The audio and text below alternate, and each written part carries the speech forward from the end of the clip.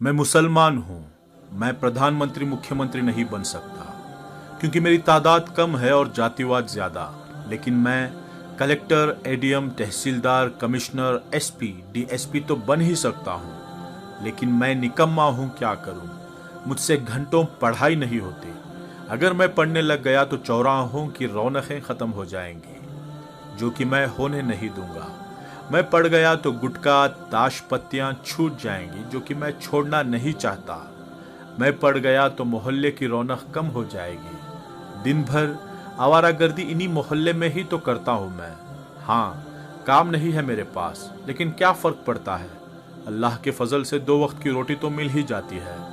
हाँ, मैं मुसलमान हूँ और पैदा होते ही एक सील ठप्पा लग गया था मेरी तशरीफ पर कि मैं पंचर की दुकान खोलूंगा या हाथों में टूल्स पकड़ के कोई गैरेज खोलूंगा, या बहुत ज्यादा हुआ तो दूसरों की गाड़ियां चलाऊंगा।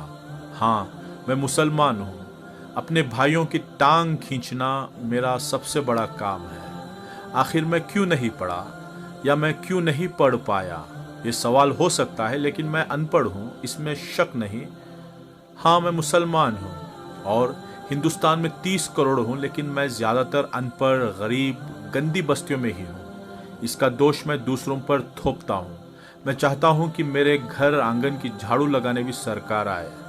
मैं मुसलमान हूँ। मैं 15 फीट की रोड को 8 फीट की करने में भी माहिर हूँ। फिर उस 8 फीट की रोड पर रिक्शा खड़ी करना भी मेरा अधिकार है।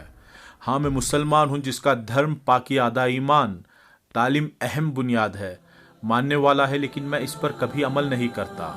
मैं हमेशा सऊदी अरब, दुबई जैसे देशों की दुहाई देकर अपनी बड़ाइयाँ करता हूँ, लेकिन मैंने हिंदुस्तान में खुद पर कभी कोई सुधार नहीं किया, ना मैं सुधरना चाहता हूँ। हाँ, मैं मुसलमान हूँ। मैं अनपढ़ हूँ क्योंकि माँ बाप ने बचपन से गैरेज पर नौकरी में लगाया, और मैं गरीब घर से हूँ। बेहतर तालीम देने के लिए माँ बाप के पास पैसे नहीं थे, और मेरी कौम तालीम से ज़्यादा लंगरों पर तवज्जो देती है। वो खिलाने पिलाने को ही सवाब समझती है। मैं मुसलमान हूँ। मैं खूब गालियाँ देता हूँ। मैं रिक्शा चलाता हूँ, दूध बेचता हूँ, वेल्डिंग करता हूँ। मैं गैरेज पर गाड़ियाँ सुधारता हूँ। मैं चौराहे पर बैठकर सिगरेट पीता हूँ, गांजा पीता हूँ, ताश पत्ते खेलता हूँ, क्योंकि मैं अनपढ़ हूँ। और मैं अनपढ़ सिर्फ 2 वजह से हूँ। एक, माँ बाप की लापरवाही। दूसरा, कौम के जिम्मेदारों की लापरवाही। माँ बाप मजबूर थे, लेकिन मेरी कौम मजबूर ना थी और ना है। मैंने आंखों से देखा है लाखों रुपये शादियों पर खर्च करते हुए। मैंने आंखों से देखा है लाखों रुपये खवालियों पर उड़ाते हुए। मैंने आंखों से देखा है बेइंतहा फिजूल खर्च करते हुए। काश मेरे माँ बाप या मेरी कौम मेरी तालीम की फिक्रमंद होती तो आज मैं प्रधानमंत्री या मुख्यमंत्री ना सही, लेकिन मैं आज कलेक्टर, एडीएम, कमिश्नर जैसे बड़े पदों पर होता। बिना वोट पाए भी लाल बत्ती में होता, या कम से कम मैं डॉक्टर, इंजीनियर, आर्किटेक्चर या जर्नलिस्ट या एक अच्छा बिजनेसमैन तो होता ही। लेकिन बचपन से मन में एक वहम घर कर गया कि मियाँ तुम मुसलमान हो और मुसलमान को यहाँ नौकरी आसानी से नहीं मिलती। लेकिन मैं ये तो भूल ही गया कि मेरे नबी सल्लल्लाहु अलैहि वसल्लम ने तमाम जिंदगी तिजारत ही की और तालीम पर अहम जोर दिया।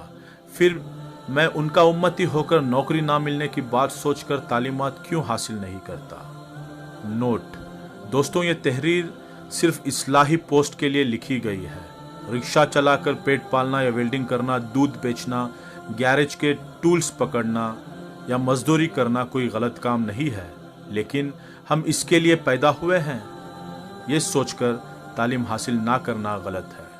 खूब पढ़ाई करो कि हर पद पर सिर्फ तुम दिखो, तुम्हें इज्जत से देखें, तुम पढ़े लिखे तबके में गिने जाओ। अंधविश्वास से दूर एक नई जिंदगी जीकर मुल्क व कौम की खिदमत करें, और जहां प्रोपोगंडा नामक चीज ही ना हो, आने वाली नस्लों को पढ़ा लिखा कर हम अब तक के अपने इतिहास को बदल दें।